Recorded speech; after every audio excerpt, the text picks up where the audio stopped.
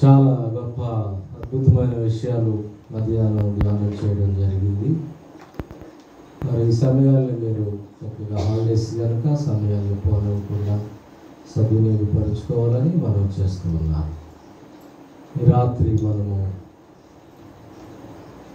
మన యొక్క ధ్యాన అంశము దేవుని పిల్లలమైన మనము పవిత్రులుగా ఉండాలి. మన అంశం పేరు చెప్పండి. దేవుని పిల్లలమైన మనము పవిత్రముగా ఉండాలి. మనము దేవుని పిల్లలము, దేవుని పిల్లలుగా ఆయన మనలను చూస్తూ ఉన్నాడు. మనం ఈ లోకంలో ఉన్నప్పటికీ, శరీర రక్త మాంసాలతో ఉన్నప్పటికీ,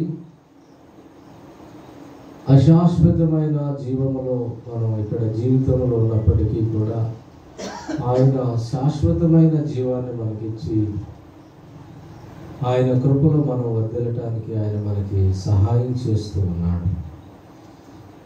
ఇది మన యొక్క ధ్యాన భాగము యోహాను రాసిన మొదటి పత్రిక 3వ అధ్యాయము మొదటి 3 వచనాలు 1 నుంచి 3 వరకు. 4 వరకు ధ్యానం చేద్దాం అనుకున్నాను, కానీ 4 నుంచి అది వేరే కాంటెక్స్ట్. అందువల్ల మరి 3వ అధ్యాయము మొదటి 3 వచనాలు అందరం కలిసి చదువుదాం. యోహాను రాసిన మొదటి పత్రిక 3వ అధ్యాయము మొదటి 3 వచనాలు. మనము దేవుని పిల్లలమని పిలువబడినట్లు తండ్రి మనకెట్టి ప్రేమ అనుగ్రహించినో చూడుడి. మనము దేవుని పిల్లలని ఈ హేతు చేత లోకము మనలను ఎరుగదు, ఏలయనగా అది ఆయనను ఎరగలేదు. ప్రియులారా, ఇప్పుడు మనము దేవుని పిల్లలమై ఉన్నాము. మనం ఇక ఏమవుదుమో అది ఇంకా ప్రత్యక్షపరచబడలేదు, కానీ ఆయన ప్రత్యక్షమైనప్పుడు ఆయన ఉన్నట్లుగానే ఆయనను చూతుము గనుక ఆయనను పోలి ఉందమని ఎరుగుదుము. ఆయన యందు ఈ నిరీక్షణ పెట్టుకొనిన ప్రతి వాడును ఆయన పవిత్రుడై ఉన్నట్టుగా తనను పవిత్రునిగా చేసుకొనును. దేవునికి మహిమ కలుగును గాక. దేవుని యొక్క పిల్లలకు దేవుడు ఇస్తున్నటువంటి సంగతులు, చాలా విలువైనటువంటి విషయాల్ని యోహాను రాసిన మొదటి పత్రికలో రాశాడు. మన విశ్వాస జీవితానికి అవసరమైన సత్యాలు, తప్పు బోధకుల నుంచి మనము విడుదల పొందటానికి, వారి బారిన మనం పడకుండా ఉండటానికి, తర్వాత మన యొక్క పవిత్రతను మనం కాపాడుకోవటానికి, అలాగే క్రీస్తు యొక్క రక్తము చేత మనం విమోచించబడ్డామని మనం ఎరగటానికి, మనము వెలుగు సంబంధులమని ఎరగటానికి, మన సహవాసము తండ్రితోనూ ఆయన కుమారుడైన యేసుక్రీస్తుతో ఉన్నదని మనం ఎరగటానికి ఈ పత్రిక మనకి ఎంతో ఉపయోగపడుతుంది. అలాగనే మరి మనము దుష్టుని జయించాం. సాతాను శక్తులపై జయము మనకు అనుగ్రహించబడింది. యవనస్తులారా, మీరు బలవంతులు, మీరు దుష్టుని జయించి ఉన్నారు కనుక మీకు రాయిచున్నానని మనం ధ్యానం చేసుకున్నాం. కనుక ఈరోజు దేవుని పిల్లలమైనటువంటి మనము దేవుని పిల్లలమని పిలువబడినట్లు తండ్రి మనకి ఎట్టి ప్రేమను అనుగ్రహించినో చూడుడి. అంటే వీళ్ళు దేవుని పిల్లలురా అనేది ఎరగటానికి తండ్రి మనకి ఒక ప్రేమ బహుమానాన్ని మనకు అనుగ్రహించాడు. దేవునికి స్తోత్రం. తర్వాత మనము దేవుని పిల్లలమే. దేవునికి స్తోత్రం. అంటే మనం దేవుని పిల్లలుగా పిలువబడటానికి తండ్రి మనకు ప్రేమను అనుగ్రహించాడు. మనము దేవుని పిల్లలమే, అందులో ఎలాంటి సందేహము లేదు. మూడవది, ఈ కారణాన్ని బట్టి, ఈ హేతువు చేత లోకము మనలను ఎరగదు. ఆయన పిల్లలుగా మనం ఉన్నాం కాబట్టి, మనం ఆయన పిల్లలుగా పిలువబడుతున్నాం కాబట్టి, ఈ హేతువు చేత లోకం మనలను ఎరగదు. ఎందుకంటే లోకము ఆయనను కూడా ఎరగలేదు. కనుక ఇక్కడ మనకు దేవుడు ఇచ్చినటువంటి ప్రేమ, మనం దేవుని పిల్లలము కాబట్టి ఆయన మనకి ఎట్టి ప్రేమను ఇచ్చాడో చూడండి అన్నాడు.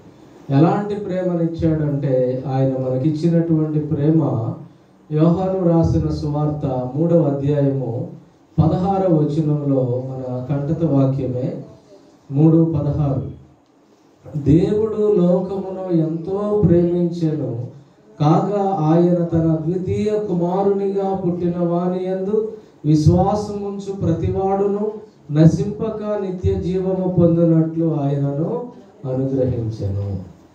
దేవుడు లోకమును ఎంతో ప్రేమించాడు కాగా ఆయన తన ద్వితీయ కుమారునిగా పుట్టిన వాని యందు, అనగా యేసుక్రీస్తునందు విశ్వాసం ఉంచిన ప్రతి వ్యక్తి, ఆయన ఎవరైతే నమ్ముతారో అట్టి ప్రతి వ్యక్తి నశించిపోకుండా, అంటే లాస్ అవ్వకుండా తన ఆత్మను నశింపక నిత్య జీవము పొందినట్లు యేసుక్రీస్తుని తండ్రి అయిన దేవుడు మనకు అనుగ్రహించాడు. ఇది ఆయన పిల్లల పట్ల తండ్రి యొక్క ప్రేమ. అంటే తండ్రి మనకి ఇచ్చినటువంటి ప్రేమ ఎవరు? ప్రభు అయిన యేసుక్రీస్తు. దేవునికి స్తోత్రం. అందుకే ఈ పత్రికలోనే దేవుడు ప్రేమయ్య ఉన్నాడు, హల్లెలూయా, దేవుడు వెలుగై ఉన్నాడు అని రాయబడింది. దేవుడు ప్రేమయ్య ఉన్నాడు, హల్లెలూయా. కాబట్టి దేవుణ్ణి మనకు అనుగ్రహించాడు, తన కుమారుని మనకు అనుగ్రహించాడు. ఎందుకంటే ఆయన నమ్మటం వలన మనము దేవుని పిల్లలమని పిలువబడటానికి యేసయ్య ప్రేమను మనకి ఇచ్చాడు. అందుకే ఆ ప్రేమ మనలను అనేక సార్లు ఆదరించేదిగా ఉంది. ఆ ప్రేమ అనేక సార్లు మనలను బలపరిచేదిగా ఉంది. ఆ ప్రేమ దుఃఖ సమయాల్లో మనలను ఓదార్చేదిగా ఉంది. ఆ ప్రేమ మనము తొలగిపోయినప్పుడు మరలా ఆయన దగ్గరకు ఆకర్షించబడేదిగా ఆ ప్రేమ ఉన్నది. దేవునికి స్తోత్రం. కనుక ఆయన ప్రేమ శాశ్వతమైనది, ఆయన ప్రేమ గొప్పది, ఆయన ప్రేమ నిరంతరము ఉండేటువంటి గొప్ప ప్రేమ. దేవునికి స్తోత్రం. ఈ యొక్క రాత్రికాల సమయంలో ఆయన మనకెట్టి ప్రేమను అనుగ్రహించాను. ఎలాంటి ప్రేమను ఇచ్చాడంటే యేసయ్య రూపంలో ప్రేమను మనకి ఇచ్చాడు. యేసయ్య ఎంత ప్రేమ కలిగిన వాడంటే ఆయన పేదలకు న్యాయము తీర్చే దేవుడు, నలిగిన వారిని దృఢపరిచే దేవుడు, కృంగి ఉన్న వారిని లేవనెత్తే దేవుడు, వ్యాధి బాధలో ఉన్న వారి మీద జాలిపడి కనికరపడి వారిని స్వస్థపరిచిన దేవుడు, కుష్ఠరోగులను కూడా అసహించుకోనకుండా స్వస్థపరిచిన దేవుడు, వ్యభిచారుల యొక్క పాపమును కూడా, ఒక పాపం 2 పాపాలు కాదండి, అసలు ఆ పాపములోనే పూర్తిగా ఉన్నటువంటి ఒక వేశ్యను కూడా ఆయన క్షమించినటువంటి దేవుడు. ఈ ప్రేమ మనకు చాలినటువంటి ప్రేమ. దేవునికి స్తోత్రం. ఆయన ప్రేమమయుణ్ణి మనకి అనుగ్రహించాడు. యేసుక్రీస్తు ప్రభువు యొక్క ప్రేమ ఎంత గొప్పదో, ఎంత ఉన్నతమైందో దేవుని బిడ్డలారా. అంతేకాదు, మన కొరకు సిలువలో ప్రాణం పెట్టినంత గొప్ప ప్రేమ. యేసు ప్రేమ శాశ్వత ప్రేమ, హల్లెలూయా మహదానందమే, హల్లెలూయా మహదానందమే, వెండి బంగారాల కన్న మిన్నైనది యేసు ప్రేమ, నా యేసు ప్రేమ. లోక జ్ఞానమునకు మించిన ప్రేమ, లోక జ్ఞానమునకు మించిన ప్రేమ, లోకస్తులు ఎవ్వరు చూపలేని ప్రేమ, లోకస్తులు ఎవ్వరు చూపలేని ప్రేమ. యేసు ప్రేమ శాశ్వత ప్రేమ, యేసు ప్రేమ శాశ్వత ప్రేమ, హల్లెలూయా మహదానందమే, హల్లెలూయా మహదానందమే. హల్లెలూయా. వెండి బంగారముల కన్నా ఏమున్నా లేకపోయినా ఆయన ప్రేమ వలన మనము సంతోషముగా ఉండగలుగుతాం. ఎందుకంటే ఆయన ప్రేమ అంతా గొప్పది. ఒక ఆయన రాశాడు, తల్లి కుండునా అనే ప్రేమ కన్నా తండ్రి కుండునా ఈ ప్రేమ. నీ ప్రేమ ఎంతో ఎంతో మధురం. యేసయ్య అతి మధురం, యేసయ్య అతి అతి మధురం. హల్లెలూయా. మరి మధురమైనది నా యేసు ప్రేమ అనే పాటలో ఆశ్చర్యమైన ప్రేమ కల్వరిలోని ప్రేమ, ప్రేమించేదని అధికముగా ఆరాధించు. ఇవన్నీ కూడా దేవుని యొక్క ప్రేమను బట్టి అనుగ్రహించబడినటువంటి పాటలు. దేవునికి స్తోత్రం. మరి ఆయన ప్రేమామయుడు. ఆయన మనకు కుమారుడైన యేసయ్య ప్రేమను మనకి ఇచ్చాడు. అంతకంటే గొప్ప భాగ్యం మనకి ఏం కావాలి? అందుకే అన్ని పరిస్థితుల్లో ఆయన దగ్గరికి వెళ్ళినప్పుడు గొప్ప నెమ్మది, సమాధానం అనేది మనకి లభిస్తుంది. అది తల్లి దగ్గర కానీ తండ్రి దగ్గర కంటే కూడా, మరి అందరికంటే కూడా, భార్య కంటే, భర్త కంటే కూడా, అందరికంటే కూడా ఈ లోకంలో ఉన్నది ఏది కూడా ఆయన ప్రేమకు సాటి రావు. హల్లెలూయా. మరి ఎఫెసీ పత్రిక 2వ అధ్యాయము 4 నుంచి 7 వచనాలని మనం చూస్తే, ఎఫెసీ పత్రిక 2వ అధ్యాయము 4 నుంచి 7 వరకు, అయినను దేవుడు కరుణా సంపన్నుడై ఉండి మనము మన అపరాధముల చేత చచ్చిన వారమై ఉండినప్పుడు సైతము మన ఎడల చూపిన తన మహాప్రేమ చేత మనలను క్రీస్తుతో కూడా బ్రతికించెను. కృపచేత మీరు రక్షింపబడి ఉన్నారు. క్రీస్తు యేసునందు ఆయన మనకు చేసిన ఉపకారము ద్వారా అత్యధికమైన తన కృపా మహదైశ్వర్యమును రాబో యుగములలో కనపరచు నిమిత్తము క్రీస్తు యేసునందు మనలను ఆయనతో కూడా లేపి పరలోకమందు ఆయనతో కూడా కూర్చుండబెట్టెను. దేవునికి స్తోత్రం.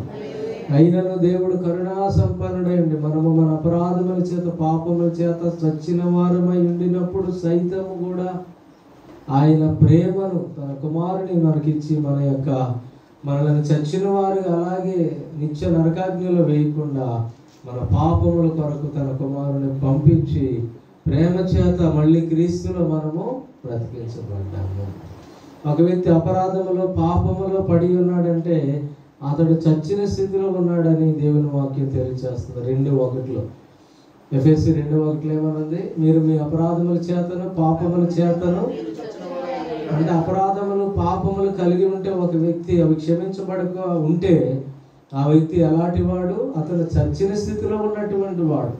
కనుక ఈ యొక్క రాత్రికాల సమయంలో అలాంటి మనలను బ్రతికించాడు క్రీస్తుతో కూడా. తండ్రి అయిన దేవుడు కుమారుని పంపి మన పట్ల అంత గొప్ప సంకల్పాన్ని కలిగి ఉన్నాడు. దేవునికి స్తోత్రం. నేను ఇదివరకు నా చిన్నప్పటి లేకపోతే బైబిల్ నూతనమైన అవగాహనలో నేను తండ్రి చాలా కోపము ఆయనకి, యేసయ్య ప్రేమించే దేవుడు, యేసయ్యలో ఎంత ప్రేమ ఉందో తండ్రిలో కూడా అంత ప్రేమ ఉన్నది. ఆయన మనల్ని ప్రేమించి తన కుమారుడే పంపాడు. దేవునికి స్తోత్రం. తన కుమారుడు మన కొరకు మనల్ని విమోచించడానికి ఆయన ఈ లోకానికి వచ్చి ఉన్నాడు. దేవునికి స్తోత్రం. కృపచేత, కృప అంటే ఏంటంటే నిర్హేతుక జయమాన కటాక్షం. ఒరిజినల్ మీనింగ్ అంటే మన తెలుగులో మనం దాన్ని అంటే నిర్హేతుక, హేతువు లేనటువంటి ఒక కటాక్షం. ఆ వ్యక్తిని కరుణించడానికి, కటాక్షించడానికి ఏ విధమైనటువంటి రీజన్ అనేది లేదు. ఒక పాపిని ప్రేమించడానికి రీజన్ లేదు. రీజన్ ఏంటంటే అతను పాపిగా ఉండటాన్ని బట్టి అతని నరకంలో వేయాలి. అయితే అతని పాపాన్ని బట్టి ఏ శిక్ష అయితే అతనికి వేయాలో ఆ శిక్షను వేయక, ఏ పాపాన్ని బట్టి అతను శిక్షించబడాలో ఆ పాపాన్ని క్షమించి, ఏ వ్యక్తి అయితే దేవుని రాజ్యానికి అర్హుడు కాడో ఆ వ్యక్తినే శుద్ధీకరించి పరలోక రాజ్యానికి అర్హునిగా చేసేదే కృప. దేవునికి స్తోత్రం. దేవుని బిడ్డలారా, మరి కృపచేత మనము రక్షించబడి ఉన్నాము. యేసుక్రీస్తునందు ఆయన మనకు చేసిన ఉపకారము ద్వారా అత్యధికమైన కృపా మహదైశ్వర్యము రాబో యుగములలో కనబరచు నిమిత్తము క్రీస్తు యేసునందు మనలను ఆయనతో కూడా లేపి పరలోకమందు ఆయనతో కూడా కూర్చుండబెట్టారు. ఆయన విశ్వసించి బాప్తిసము పొందిన వ్యక్తి యొక్క జీవితము, క్రీస్తు యేసులోనికి బాప్తిసం పొందిన ప్రతి ఒక్క వ్యక్తి యొక్క జీవితం ఎలాంటిదంటే ఆయనతో కూడా లేపబడినటువంటి ఒక అనుభవం. దేవునికి స్తోత్రం. ఆయనతో కూడా లేపబడినటువంటి ఒక అనుభవం మనకు ఆల్రెడీ కలిగిపోయింది. అంతేకాకుండా ఆయనతో కూడా కూర్చుండ పెట్టబడిన అనుభవం కూడా మనం పొందేసుకున్నాం రక్షణ పొందటం ద్వారా. హల్లెలూయా.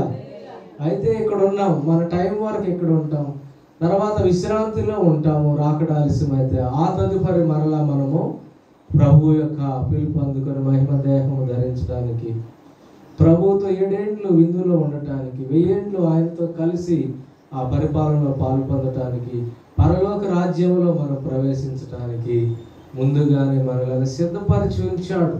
రక్షణలో ఉన్నటువంటి గొప్ప విషయం ఇదే. దేవునికి స్తోత్రం. ఎంత శాశ్వతమైనది ఈ రక్షణ. అల్పులమైన మన కొరకు, పాపాత్ములమైనటువంటి మన కొరకు ఆయన చేసినటువంటి ప్రణాళిక ఎంత గొప్పది. దేవునికి స్తోత్రం. యోహాను రాసిన మొదటి పత్రికలోనే 4వ అధ్యాయము 10వ వచనాన్ని ఒకసారి దయచేసి చదవండి. మనము దేవుని ప్రేమించితిమని కాదు, తానే మనలను ప్రేమించి మన పాపములకు ప్రాయశ్చిత్తమై ఉండుటకు తన కుమారుని పంపెను. ఇందులో ప్రేమ ఉన్నది. నీవు దేవుని ప్రేమించవని కాదు. యెషయా గ్రంథం 66లో నన్ను వెదకని వారికి నేను దొరికితిని. నువ్వేమి దేవుని అన్వేషించలేదు, నువ్వు శ్రమల్లో ఉన్నా మొరపెట్టవయ్యా, నువ్వు దేవుడు అయితే నాకు ప్రత్యక్షం, నాకు సహాయం చేయని పిలిచినప్పుడు అనేక మందిని దర్శించాడు ఆయన. మనం ఆయన ఏదో ప్రేమించామని కాదు, మనం ఏదో ఆయనకి చేస్తామని కాదు, ఆయనే ముందుగా మనలను ప్రేమించి, చెప్పండి, ఆయనే మనలను ప్రేమించి మన పాపములకు ప్రాయశ్చిత్తమై ఉండుటకు తన కుమారుని. ఇందులో ప్రేమ ఉన్నది. కుమారుని పంపటం అంటే ఏదో పంపటం కాదు కదా, మరణము పొందడానికి అప్పగించాడు. మహిమను విడిచి అదే కాలము మరి ధ్యానం చేసుకున్నాం. ఆయన భూమి ఆకాశం అనంతమైనటువంటి వాడు, ఆయన అత్యున్నతమైన మహాకాశములలో వసించువాడంట. ఆయన సొలొమోను ప్రార్థన చేశాడు, అయ్యా ఈ మందిరం ఏపాటిదే అన్నాడు. 7 సంవత్సరాలు కొన్ని లక్షల కోట్ల రూపాయలతో కట్టినటువంటి మందిరాన్ని మోకరించి ప్రార్థన చేస్తూ ఈ మందిరం ఏపాటిది అని పలికాడు. దేవునికి స్తోత్రం. ఆయన ఎంత గొప్ప దేవుడు. మనము ప్రేమించితిమని కాదు కానీ ఆయనే మనలను ప్రేమించి మన పాపములకు ప్రాయశ్చిత్తమైనట్టుకు తన కుమారుని పంపాడు. ఇందులో ప్రేమ ఉంది. మనలో చాలా మంది మనల్ని ప్రేమించామని చెప్తారు, లేదంటే మాకు చాలా ప్రేమ అండి అని చెప్తారు. కొన్నిసార్లు కుటుంబంలో భార్యాభర్తలు కూడా చెప్పుకుంటారు, పిల్లలు చెప్పుకుంటారు. అయితే అన్నిసార్లు అది ఆ ప్రేమ అనేటువంటిది ఉంటుందా? వ్యతిరేకత వచ్చినప్పుడు ఒకళ్ళు మించిన వాళ్ళు ఒకళ్ళు శత్రువులుగా మారిపోతారు రెప్పపాట్లు. కానీ ప్రభు ప్రేమ శాశ్వతమైనటువంటి ప్రేమ. దేవునికి స్తోత్రం. హద్దులు లేని ప్రేమ, అవధులు లేనటువంటి ప్రేమ, నిరంతరము నిలిచి ఉండేటువంటి ప్రేమ. సరిహద్దులే లేవు. నీ ప్రేమకు హద్దులే లేవు, నీ జాలికి కొలతలే లేవు. అది ప్రతిదినము క్రొత్తగా. నిన్న ప్రేమ అనుభవించాం, ఈరోజు దేవుని ప్రేమను అనుభవిస్తున్నాం, రేపు అనుభవిస్తాం. మనం బ్రతుకున్నంత కాలము మనం ఆయనతో నిలిచి ఉన్నామంటే కారణం ఏంటంటే దేవుని యొక్క ప్రేమ.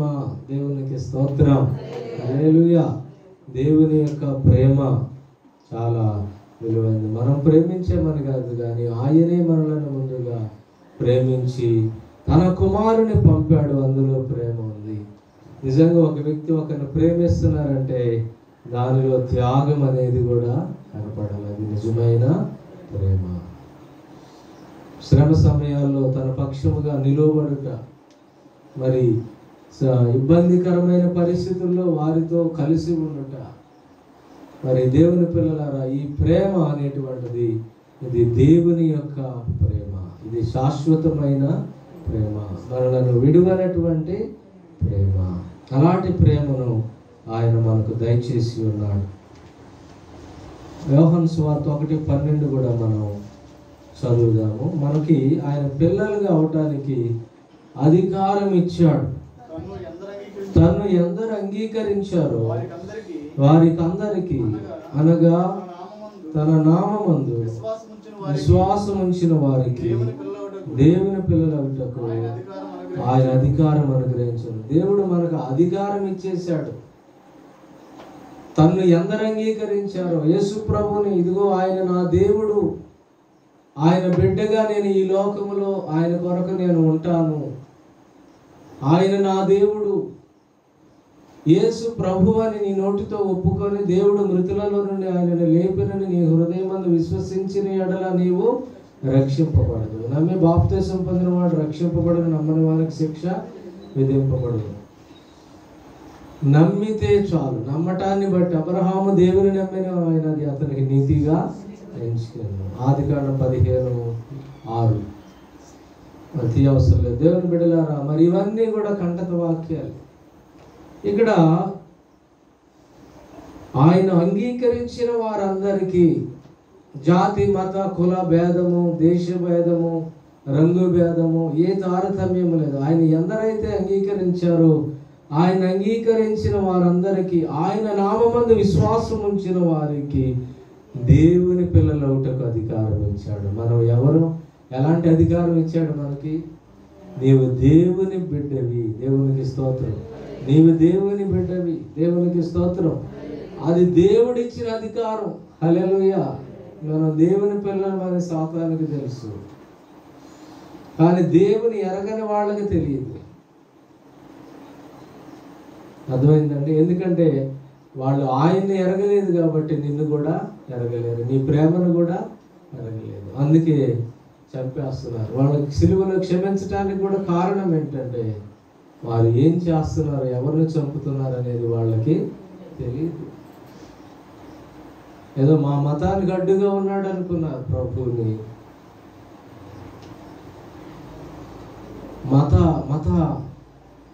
మత పిచ్చి కలిగినటువంటి వారు ప్రభువుని సిలువ మరణానికి అప్పగించారు. అధికార పిచ్చి కలిగిన వాడు, ఓ ఈయన యొక్క రాజ్యము నాకు ఉండదేమో దీనివల్లని. ఓ దేవుని బిడ్డలారా, దేవుడు మనతో మాట్లాడుతున్నాడు, మనకు అధికారము ఇచ్చాడు. ఎందుకంటే ఇక్కడ 1వ వచనంలో ఏం చెప్తున్నాడు? 3:1 యోహాను రాసిన మొదటి పత్రిక 3:1 మనము దేవుని పిల్లలమే, ఈ హేతువు చేత లోకము మనలను ఎరగదు, ఏలయనగా అది ఆయనను ఎరగలేదు. లోకము ఆయన ఎరగలేదు, మనల్ని కూడా ఎరగదు కనుక అలాగే ఉంటుంది మన విషయంలో. ఏంటంటే నేను మంచిగా ఉంటున్నాను అంటే దేవుని పిల్లలు ఎలా ఉంటారు, ఎలాంటి అనుభవాలతో ఉంటారు అనేది లోకానికి తెలియదు. లోకానికి తెలియని కారణాన్ని బట్టి లోకము ఆయన విషయంలో ఎలా ఉందో మన విషయంలో కూడా అలాగే ఉంటుంది. దేవుని ఏది పడితే అది మాట్లాడేస్తారు వాళ్ళకి తెలియక. మన విషయంలో కూడా అలాగే ఉంటారు తెలియక. దేవునికి స్తోత్రం. చూడండి, యోహాను రాసిన సువార్తలో 15వ అధ్యాయము, యోహాను సువార్త 15వ అధ్యాయము 18వ వచనము. లోకము మిమ్మల్ని ద్వేషించిన ఎడల మీకంటే ముందుగా నన్ను ద్వేషించనని మీరు ఎరుగుదురు. లోకం మిమ్మల్ని ద్వేషిస్తే, మిమ్మల్ని ద్వేషించిన దానికంటే ముందుగా నన్ను ద్వేషించేసింది. ఆ ద్వేషాన్ని నేను చవి చూశాను కాబట్టి ఆ ద్వేషాన్ని బట్టి మీరేమీ ఫీల్ అవ్వాల్సిన అవసరం లేదని ప్రభువు తెలియచేస్తున్నాడు. ఇప్పుడు అపార్ట్మెంట్స్లో కొన్ని అపార్ట్మెంట్స్లో బోర్డు పెడుతున్నారు, ఫలానా మతస్థులకు మాత్రమే, పేరు చెప్పట్లేదు కానీ ఫలానా మతస్థులకు మాత్రమే ఈ అపార్ట్మెంట్లో ఫ్లాట్ అద్దెకి దొరుకుద్ది అంటే ఏంటి? క్రిస్టియన్స్ ఎవరికైనా ఇల్లు ఇచ్చిన దగ్గర నుంచి వాళ్ళు ప్రార్థన పెడతారు, వాళ్ళు ఏదో చేస్తారనేటువంటిది ఒక ఆలోచన, తెలియక చేస్తూ ఉన్నారు. కానీ ఇది మరి మనము మనల్ని ద్వేషించడమే కాదు, ఆయన్నే ముందుగా ద్వేషించిందని మనం ఎరగాలి. ఆయన్నే ద్వేషించారు, మనల్ని ద్వేషించడం ఒక విషయము కాదు అని మనము ఎరగాలి. హల్లెలూయా. తర్వాత 21వ వచనం కూడా మనం చూస్తే 15:21లో, అయితే వారు నన్ను పంపిన వారిని ఎరుగరు గనుక నా నామము నిమిత్తము వీటన్నిటిని మీకు చేయుదురు. చాలండి. ఇక్కడ అయితే వారు నన్ను పంపిన వారిని ఎరుగరు గనుక నా నామము నిమిత్తము వీటన్నిటిని మీకు చేస్తారు. ఎందుకంటే నేను తెలియదు కాబట్టి, నన్ను వాళ్ళు ఎరగరు కాబట్టి, నా విషయంలో వాళ్ళు అలాగే ఉన్నారు, నా విషయంలో అలాగే చేశారు. అయితే ఇక్కడ ప్రభు చెప్తున్నాడు, దేవుని మిమ్ములను వాళ్ళు హింసిస్తారు నన్ను నమ్మిన కారణాన్ని బట్టి అని చెప్తూ ఏ విషయాలు తెలియపరుస్తున్నాడంటే, యోహాను సువార్త 15వ అధ్యాయము 20వ వచనంలో, దాసుడు తన యజమానుని కంటే గొప్పవాడు కాదని నేను మీతో చెప్పిన మాట జ్ఞాపకము చేసుకోండి. లోకులు నన్ను హింసించిన ఎడల మిమ్మును కూడా హింసింతురు, నా మాట గైకొనిన ఎడల మీ మాట కూడా గైకొందురు. అయితే వారు నన్ను పంపిన వారిని ఎరుగరు గనుక నా నామము నిమిత్తము వీటన్నిటిని మీకు చేయలేరు. ఎందుకు హింస వస్తూ ఉంది, ఎందుకు చంపేస్తున్నారు, ఎందుకు అల్లకల్లోలాలు సృష్టిస్తున్నారంటే వారు దేవుని ఎరగరు. వారు ఏం చేస్తున్నారు వారికి తెలియదు. ఒకవేళ ఆయన ఎరిగి ఉంటే మిమ్మల్ని కూడా ఎరుగుతారు. నన్ను ఎరగలేదు కాబట్టి నన్ను వాళ్ళు మిమ్మల్ని ద్వేషిస్తున్నారంటే దానికంటే ముందుగా నన్ను ద్వేషించారనేది మీరు ఎరగాలని ప్రభు మనకి తెలియచేస్తా ఉన్నాడు. దేవునికి మహిమ కలుగునుగా. 16వ అధ్యాయము యోహాను సువార్తలోనే 3వ వచనాన్ని కూడా మనం చూద్దాం. వారు తండ్రిని నన్నును తెలుసుకొనలేదు కనుక ఎలాగున. ఎందుకు క్రైస్తవులు ఏం చేస్తారు? ఏం చేయలేదు. చేయకపోయినా కూడా సాధువులుగా జీవించిన అలా చేస్తున్నారు. ఎందుకంటే ఎరుగక. దేవునికి స్తోత్రం. ఓ దేవుని బిడ్డలారా, మరి ఎంతో గొప్ప రక్తపాతము క్రైస్తవులు చిందించారు, హతసాక్షులైపోయారు. ఈ మధ్యకాలంలో కూడా మనం చూస్తున్నాం. 90sలో మరి దేవుని బిడ్డలారా, గ్రహం స్టైన్స్ తన 2 కుమారులతో రాత్రికాల సమయం 5 కుటుంబం, భార్య గ్లాడిస్, అలాగే గ్రహం స్టైన్స్కి మరి 3 పిల్లలు, 2 చిన్న పిల్లలు, పెద్ద కుమార్తె పెద్దది. పగలంతా మరి పేద కుష్ఠరోగులకు సేవ చేసి ఒరిస్సా రాష్ట్రంలో రాత్రి ఒక మీటింగ్ ఏర్పాటు చేసి అక్కడ ప్రజలకు దేవుని ప్రేమను తెలపడానికి వెళ్ళి ప్రార్థనా కూడిక అయిన తర్వాత జీప్లో పడుకున్నప్పుడు మత సంబంధమైనటువంటి వ్యక్తులు వచ్చి ఆ జీప్ మీద మరి పెట్రోల్ పోసి అంటించే సజీవ సమాధి చేసేసారు. వారిని క్షమిస్తున్నానని చెప్పింది ఆ రోజుల్లో. అంత అసలు భర్త 2 కుమారులు చనిపోయినా కూడా తన ఒక్క కుమార్తె ఎస్తేరుతో కలిసి, ఇది నా దేశము, ఇక్కడ నా భర్త సేవ చేశాడు, మమ్మల్ని ఇక్కడ పంపారని సేవను కొనసాగించినటువంటి ప్రేమ ఎక్కడి నుంచి వచ్చిందంటే అది దేవుడు అలాగ ప్రేమించాడు. ప్రవీణ్ పగడాల వైఫ్ కూడా వాళ్ళని నేను క్షమిస్తున్నానని ఈ 2025లో చనిపోయినటువంటి ప్రవీణ్ పగడాల భార్య కూడా అదే మాట స్టేట్మెంట్ ఇచ్చారు. అలాగుననే ఈ మధ్య సెప్టెంబర్ 10న చనిపోయినటువంటి మరి చార్లీ క్రిక్ గారి వైఫ్ ఎరికా క్రిక్ గారు కూడా అలా దేవుని వైపు చూసి నేను అతన్ని క్షమిస్తున్నాను అని పలికినప్పుడు స్టేడియంలో 10,000 మంది లేచి నిలబడ్డారు. అసలు ఆ స్పీచ్ నేను విన్నప్పుడు నా గుండె పగిలిపోయింది. ఎంత ప్రేమ. చిన్న పిల్లలండి. మన ప్రభు ఏం చేశాడు సిలువలో? వీరేమి చేస్తున్నారు, వీరు ఎరుగరు గనక మన కుమారుడైన యేసుక్రీస్తు ప్రభు చూపించిన ప్రేమ మాటలు చెప్పి ఆ మాట పలికింది, నేను అతన్ని క్షమిస్తున్నాను. ఇది దేవుని ప్రేమ. ఇది అంతము కాదు. చార్లీ క్రిక్ గారికి అంతమయ్యేది కాదు, ఇంకా ఇంకా ముందుకెళ్ళేది. నేను స్టాండ్ అవుతాను, ఇప్పుడు ఆ పనిని కొనసాగిస్తానని చెప్తూ దేవునికి స్తోత్రం. హల్లెలూయా. ఓ దేవుని బిడ్డలారా, చూడండి ఒకసారి ఆత్మదేవుడు జ్ఞాపకం చేస్తున్నాడు. ఈ మాట చదవాలి ఖచ్చితంగా మనం. రోమీలకు రాసిన పత్రిక, క్రీస్తు ప్రేమ నుండి మనలను ఎడబాపు వాడు ఎవడు? మరి కరువైనను, ఖడ్గమైనను, వస్త్రహీనతైనను, ఆ భాగాన్ని తీయండి. ఏంటంటే 8:35 ఒకసారి చదువుగా. క్రీస్తు ప్రేమ నుండి మనలను ఎడబాపు వాడు ఎవడు? శ్రమ అయినను, బాధ అయినను, హింస అయినను, కరువైనను, వస్త్రహీనత అయినను, ఉపద్రవమైనను, ఖడ్గమైనను మనలను ఎడబాపున ఇందును గూర్చి వ్రాయబడినదేమనగా, నిన్ను బట్టి దినమెల్లా మేము వధింపబడిన వారు, వధకు సిద్ధమైన గొర్రెలమని మేము ఎంచబడిన వారు, అయినను మనలను ప్రేమించిన వారి ద్వారా మనము వీటన్నిటిలో అత్యధిక విజయము పొందుతున్నాము. రైల్వే స్టేషన్లో ఆయన మధ్య క్రీస్తుకి విరోధముగా ఎంతగానో తిరిగి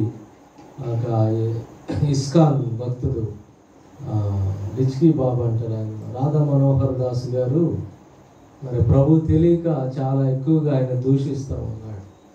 ఒక లెప్రసీ పేషెంట్ అడుక్కుని ఆమెకు 50 రూపాయలు ఇచ్చాడు. ఫస్ట్ ఇచ్చి తర్వాత ఇదిగో 100 రూపాయలు ఇస్తాను కానీ నేను చెప్పిన యేసు ప్రభుని నమ్ముకొని అని చెప్తాడు. అయ్య బాబాయ్ నాకు వద్దండి, కావాలంటే 50 కూడా తీసుకుని, అదిగో చూడండి తీసుకోదు అంటున్నాడు. అంటే ఆయన ఉద్దేశం ఏంటి? డబ్బులు ఇస్తే మారారు అనుకుంటున్నాడు. ఒక అడుక్కునే అమ్మాయి కూడా డబ్బులు అవసరం లేదు, ఆ రోజు పస్తుండటానికి ఇష్టపడిందంటే దేవునిలో ఏముంది? ఏదో డబ్బు ఇస్తేనో లేకపోతే ఏదో చేస్తేనో మారలేదు ఎవరు, కేవలము ఆయన ప్రేమను బట్టి మాత్రము మారారు. హల్లెలూయా. ఆ ప్రేమ గొప్పది. దేవునికి స్తోత్రం. అందుకే దేవుని నమ్మిన వాళ్ళ కష్టాలు లేవా? ఎక్కువ కష్టాలు ఉన్నాయి. భారాలు లేవా? ఎక్కువ భారాలు ఉన్నాయి. అప్పులు లేవా? ఉన్నాయి. శోధనకరమైన విషయాలు లేవా? హింస లేదా? దూషించబడే అనుభవాలు లేవా? అనేకం ఉన్నాయి. అయినప్పటికీ కూడా దేవుని యొక్క ప్రేమ వీటన్నిటిలో మనకి జయాన్ని అనుగ్రహిస్తుంది. దేవునికి స్తోత్రం. కనుక ఆ దేవుని బిడ్డలారా, మరి తెలియక ఆ రీతిగా వాళ్ళు ఉంటా ఉన్నారు. ఇప్పుడు మనము దేవుని పిల్లలమయ్యాం. ఆయన అంగీకరించడం ద్వారా దేవుని పిల్లలమయ్యాం. యెషయా గ్రంథం 56వ అధ్యాయం 5వ వాక్యాన్ని కూడా ఒకసారి మనం చూద్దాం. యెషయా గ్రంథం 56:5. నా ఇంటను నా ప్రాకారములలోను, బా దేవునికి స్తోత్రం. మళ్ళీ చదవండి అందరు కలిసి.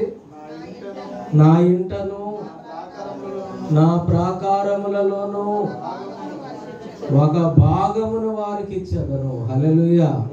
కొడుకులు కూతుళ్ళని అనిపించుకునేట కంటే శ్రేష్టమైన పేరు వారికి పెట్టుచున్నాను. దేవునికి స్తోత్రం.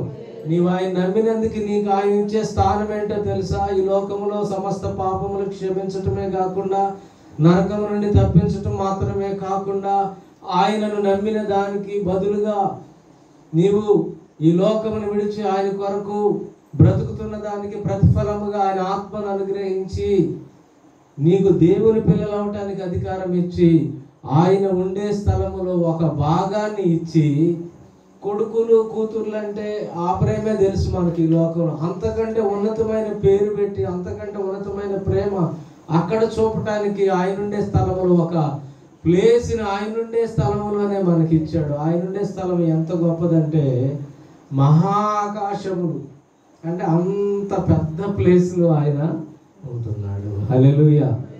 ఈ రాత్రి ఆయన ప్రేమ ఎంత గొప్పది దేవుని బిడ్డలారా. దేవునికి స్తోత్రం. రోమపత్రిక 8:15 త్వరగా సహాయం చేయండి. ఎందుకో ఈ ఫాస్టింగ్ డేస్లో చాలా స్పీడ్గా వెళ్ళిపోతుంది టైం. ఏలయనగా మరలా భయపడుటకు మీరు దాస్యపు ఆత్మను పొందలేదు కానీ దత్తపుత్రాత్మను పొందితిరి. ఆ ఆత్మ కలిగిన వారమై అబ్బా తండ్రి అని మొరపెట్టుచున్నాము. దేవునికి స్తోత్రం. ఎవరు భయపడరండి. చంపినంతలో భయపడతారా? చార్లీ క్రిక్ గారిని చంపితే లైవ్లో వాళ్ళ ఆవిడే భయపడలేదు. హల్లెలూయా. మనలో ఉన్నటువంటి పిరికి ఆత్మ కాదు ఇచ్చింది. ఏదేదో చేసేస్తారని భయపడరు. ఎందుకంటే ఆయన ప్రేమ అంత గొప్పది. దేవునికి మనం ఎందుకు భయపడాలి, ఆయన ఎందుకు ప్రేమించాలి, ఆయన కొరకు ఎందుకు జీవించాలి, ఏ విధమైనటువంటి దేనికి కూడా మనం భయపడాల్సిన అవసరం ఎందుకు లేదంటే వాళ్ళు చంపితే ఈ దేహాన్ని చంపగలరు, అంతకంటే ఏం చేయలేరు. కానీ ప్రభువుకి ఎక్కువ భయపడాలి, ఎందుకంటే దేహంతో పాటు ఆత్మను కూడా చంపగలిగినటువంటి వాడు. దేవునికి స్తోత్రం. కనుక మనము ధైర్యవంతులుగా ఉండాలి. దేవునికి స్తోత్రం. 16 వచనం కూడా 15-16 మనము దేవుని పిల్లలమని, మనం దేవుని పిల్లలమని ఎవరు విట్నెస్? మనకి ఆత్మ, మనలో ఆత్మ ఉంది, జీవింపజేయు ఆత్మ, జీవింపజేయు ప్రాణి అయ్యాడు దేవుని ఆత్మ ఓదగా. ఈ ఆత్మ నశించిపోయింది, కానీ రక్షించబడిన తర్వాత మళ్ళీ ఈ ఆత్మతో దేవుని ఆత్మ సాక్ష్యం చెప్తుంది. ఇదిగో నీవు దేవుని బిడ్డవని చెప్తుంది. హల్లెలూయా. అంత గొప్ప సాక్ష్యాన్ని, విట్నెస్ని మనం ఆయన బిడ్డలమని కలిగి ఉంటా ఉన్నాం. హల్లెలూయా. చూడండి, కనుక ఆ ప్రేమ, ఇంకా దేవుడు ఎలాంటి ప్రేమ ఇస్తాడో మనకు అది ప్రత్యక్షం అవ్వలేదంట. ఇంకా అది ప్రత్యక్షమైనప్పుడు ఇంకా ఏమవుతామో అనేది చెప్తా ఉన్నాడు ఇక్కడ. చూడండి, యోహాను రాసిన మొదటి పత్రిక 3వ అధ్యాయంలో, ప్రియులారా ఇప్పుడు మనం దేవుని పిల్లలమై ఉన్నాము, మనం ఇక ఏమవుతాం అది ప్రత్యక్షపరచబడలేదు, కానీ ఆయన ప్రత్యక్షమైనప్పుడు ఆయన ఉన్నట్టుగానే ఆయనను చూతుము కనుక ఆయనను పోలి ఉందమని ఎరుగుదుము. ఇంకా అది జరగల, మన రక్త మాంసాల్లో ఉన్నాం, ఆయన ఎలా ఉంటాడో మనం ఆయన్ని ఇంకా ఎరగలేదు. ఆ టైం వచ్చినప్పుడు ఆయన ఎలా ఉన్నాడో అలాగే ఆయన చూసేటువంటి శక్తిని, ఈ శరీరంతో మనం ఆయన చూసే అవకాశము లేదు. ఎందుకంటే ఈ శరీరానికి అలాంటి శక్తి లేదు. ఎవడును ఎన్నడను దేవుని చూడలేదు. మరి తండ్రి దగ్గర ఉన్న అద్వితీయ కుమారుడే ఆయనను బయలుపరిచాడు, రివీల్ చేశాడు. దేవుడు ఎలా ఉంటాడు, ఆయన ప్రేమనే చూశాడు, ఆయన్ని చూస్తాం అక్కడ. అలాంటి అనుభవాన్ని దాచి ఉంచాడు. దయచేసి రోమ పత్రికలోని 8వ అధ్యాయం 18వ వచనాన్ని 19వ వచనాన్ని కూడా ఒకసారి చదవండి. మన ఎడల ప్రత్యక్షము కాబోవు మహిమ ఎదుట ఇప్పటి కాలపు శ్రమలు ఎన్న తగినవి కావు. దేవునికి స్తోత్రం. ఇప్పటి కాలపు శ్రమలు మనం పొందుకోబోయే మహిమ ఎంత గొప్పదో తెలుసా? ఇక్కడ ఎన్ని శ్రమలు వచ్చినా కూడా అవి ఎన్న తగినవి కావు, చాలా స్వల్పమైనటువంటివి. ఎందుకంటే మనకి ఇవ్వబడేటువంటి మహిమ, దేవుడిచ్చే మహిమ చాలా గొప్పది. హల్లెలూయా. తర్వాత వచనం కూడా చదవండి. దేవుని కుమారుల ప్రత్యక్షత కొరకు సృష్టి మిగుల ఆశతో తేరి చూచుచున్నది. చూడండి దేవుని బిడ్డలారా, కనిపెడతా ఉంది, సృష్టి మిగుల ఆసక్తితో కనిపెడతా ఉంది. 23వ వాక్యం కూడా మనం చూద్దాం. అంతేకాదు ఆత్మ యొక్క ప్రథమ ఫలముల నొందిన మనము కూడా దత్తపుత్రత్వము కొరకు, అనగా మన దేహము యొక్క విమోచన కొరకు కనిపెట్టుచు మనలో మనము మూలుగుచున్నాము. చూడండి, ఇక ఏంటంటే ఇందులో ఉండి మూలుగుతున్నాం. ఈ శరీరం అనే గుడారములో మనం మూలుగుతూ ఉన్నాం. ఎందుకంటే ఆయన్ని ఎలా చూస్తాం, ఆయన ఎలా ఉంటాడు ఏంటి అనే విషయం కోసం మనము ఎదురు చూస్తూ ఉంటున్నాము. దేవునికి స్తోత్రం. ఇది మనకు దేవుడు ఇచ్చినటువంటి నిరీక్షణ. మరి ఆ ప్రత్యక్షమైనప్పుడు ఆయన వలె మనము కూడా మార్పు చెందుతామనే వాగ్దానం కూడా మనకు 8వ అధ్యాయంలోని రోమ పత్రికలో 29వ వాక్యం, ఎందుకనగా తన కుమారుడు అనేక సహోదరులలో జ్యేష్ఠుడగునట్లు దేవుడు ఎవరిని ముందుగా ఎరిగిన వారు తన కుమారునితో స్వారూప్యము గలవారొకటకు వారిని ముందుగా నిర్ణయించారు. అంటే రవిపాల్ అనేటువంటి వ్యక్తి లోకంలో జన్మించడానికి డేట్ ఆఫ్ బర్త్ చూస్తే కొంతకాలం నుంచి ఆయన డేట్ ఆఫ్ బర్త్ ఉంది, కానీ ఆయన తలంపులో రవిపాల్ అనే వ్యక్తి ఎప్పటి నుంచి ఉన్నాడు? జగత్తు పునాది వేయబడక మునిపే. ఎఫెసీ 1:4 ప్రకారం. అంటే మన ఏజ్ ఎంత అండి? సృష్టి కంటే ముందే, అంటే తలంపులో ఉన్నాం. పలానా వ్యక్తిలా డిజైన్ చేయబడతాడు. ఇదిగో ఈ టైం లైన్లో ఈ కాలమానంలో ఎక్కడి నుంచి ఇక్కడి వరకు ఆయన ఉంటాడు. పలానా టైంలో పలానా శాఖ బ్రదర్ ఎక్కడి నుంచి ఇక్కడి వరకు ఉంటాడు. పలానా రాజా ఇక్కడి నుంచి ఎక్కడి వరకు ఉంటాడు. టైం లైన్లో పెట్టేశాడు. ఎప్పుడు ఎవరిని? ఆయన ఎరిగిన వారిని. దేవునికి స్తోత్రం.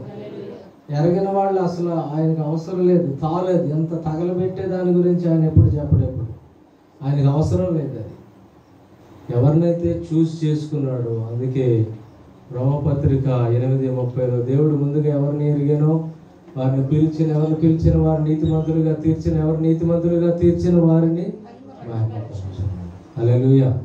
దేవుని పిల్లలారా, ఆయన మన పట్ల కలిగి ఉన్న ప్రణాళిక ఈ మధ్య ఏదో కలిగింది కాదు, కానీ ఈ సృష్టి కలుగ చేయబడక మునిపే మనలను క్రీస్తు ప్రేమలో మనలను ఎన్నుకున్నాడు. అలా ఎలక్ట్ చేయటానికి మనలో ఏమీ లేదు.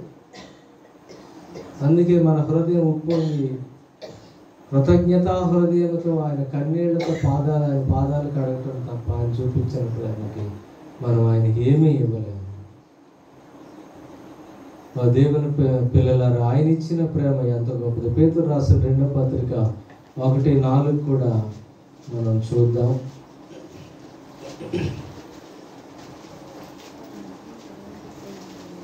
పేతురు రాసిన 2వ పత్రిక 2 ఆ మహిమ గుణాతిశయములను బట్టి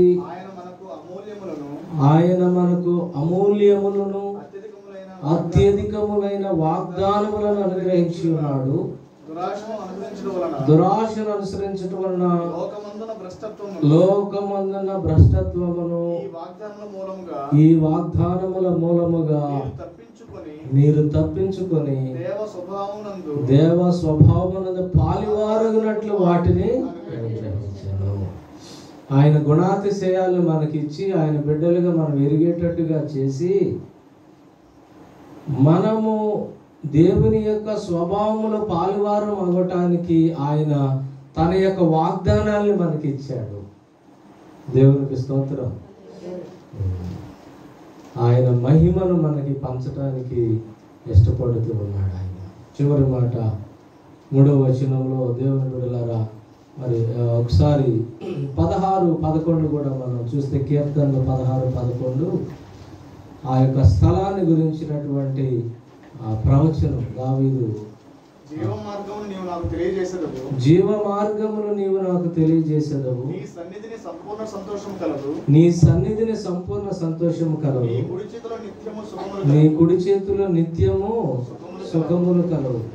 ఇదిగా మార్గాన్ని తెలియజేసాడు ఆయన మనకి. ఆయన సన్నిధిలో సంపూర్ణమైన సంతోషం కలవు. వర్షంలో, తుఫాన్లో పద్దాక పనిచేసి రవిపాల్ గారు వచ్చి కూర్చున్నాడు. జోసఫ్ రాజు గారు ఆయా ప్రాంతాలు తిరిగి వచ్చి కూర్చున్నాడు.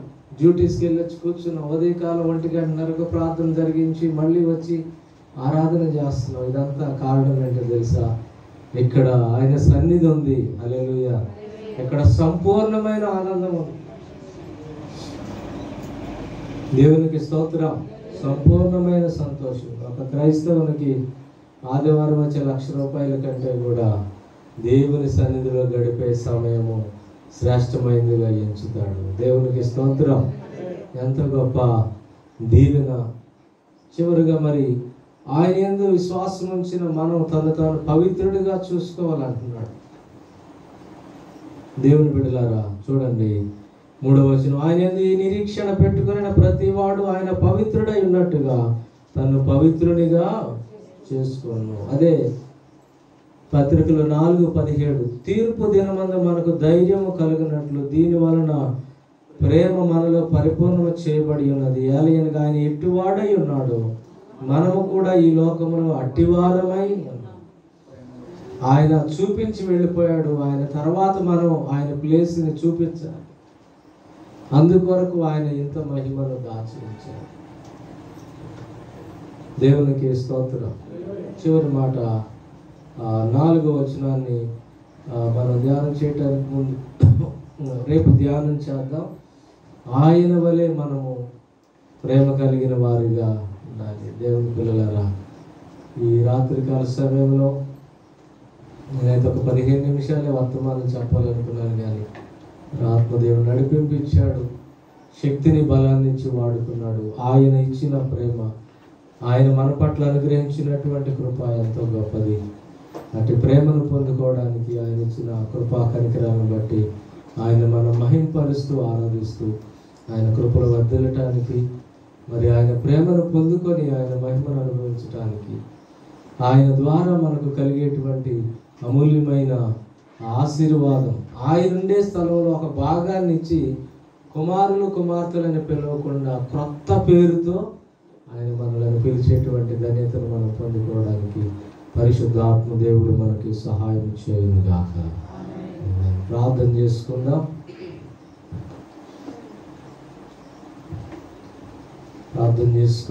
ఈ సమయంలో ఒక నిమిషము మీకు సమయం ఇస్తున్నాను. ఆయన